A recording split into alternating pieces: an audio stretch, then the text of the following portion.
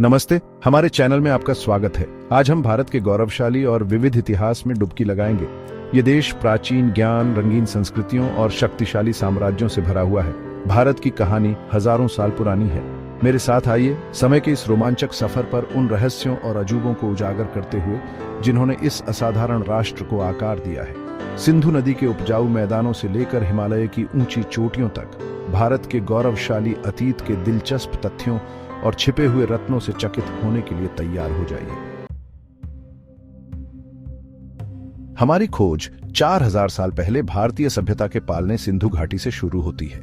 यहां शक्तिशाली सिंधु नदी के किनारे दुनिया के सबसे पुराने शहरी समाजों में से एक फला फूला।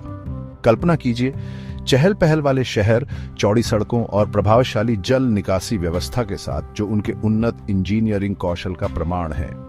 सिंधु घाटी के लोग कुशल कारीगर थे, जो जटिल डिजाइनों से सजे हुए उत्तम मिट्टी के बर्तन बनाते थे।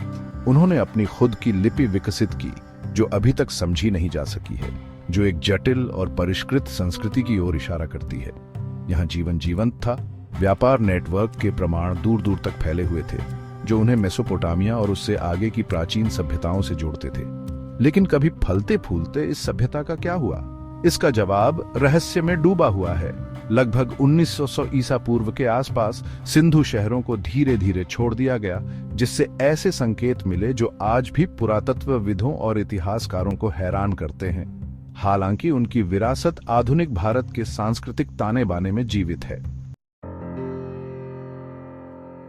सदियों बीत जाने के बाद गंगा के मैदानों से एक नई शक्ति का उदय हुआ, शक्तिशाली मौर्य साम्राज्य।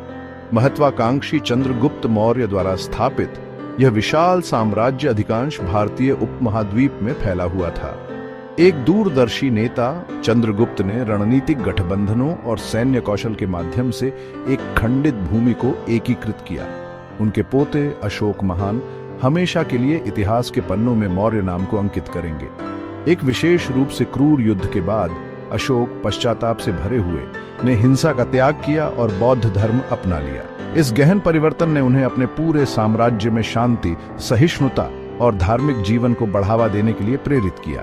अशोक के शासनकाल में शांति और समृद्धि का स्वर्ण युग आया। उन्होंने अपने शिलालेखों के साथ विशाल स्तंभ खड़े किए, नैतिकता और सामाजिक कल्याण को बढ़ावा दिया। ये स्तंभ, जो आज भी ऊंचे खड़े हैं, उनके शासनकाल और भारतीय समाज पर बौद्ध शिक्षाओं के प्रभाव के स्थायी प्रमाण हैं। मौर्यों के बाद एक और प्रसिद्ध साम्राज्य प्रमुखता से उभरा, गुप्त साम्राज्य।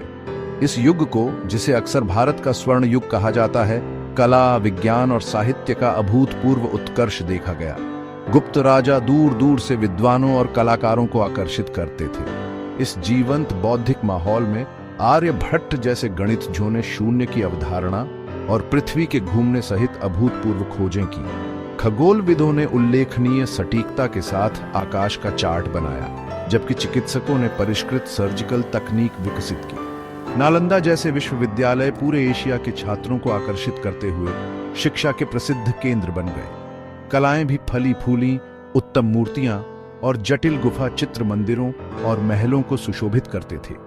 गुप्त युग ने भारतीय संस्कृति पर एक अमिट छाप छोड़ी। गणित, खगोल विज्ञान, चिकित्सा और कला के क्षेत्र में इसकी विरासत स्पष्ट है। उनके योगदान आज भी हमें प्रेरित और प्रभावित करते हैं। सदियों बाद मुगलों के आगमन के साथ भारत की कहानी में एक नया अध्याय सामने आया। चंगेज खान के वंशज, उन्होंने एक शक्तिशाली साम्राज्य की स्थापना की, जो भारत के स्थापत्य परिदृश्य पर एक अमिट छाप छोड़ेगा। मुगल अपनी भव्य दृष्टि और उत्तम शिल्प कौशल के प्रति प्रेम के लिए प्रसिद्ध थे। उनके शासन में शानदार किले, महल और मस्जिद पूरे देश में फैले हुए थे, जो फारसी, इस्लामी और भारतीय स्थापत्य शैलियों के आश्चर्यजनक मिश्रण को प्रदर्शित करते थे।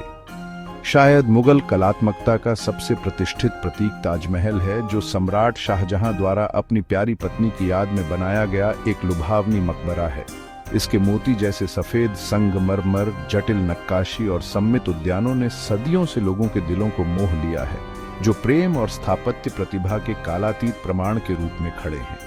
मुगलों की विरासत भव्य स्मारकों से आगे तक फैली हुई है। उनके शासनकाल में लघु चित्रकला, कविता और संगीत का विकास हुआ।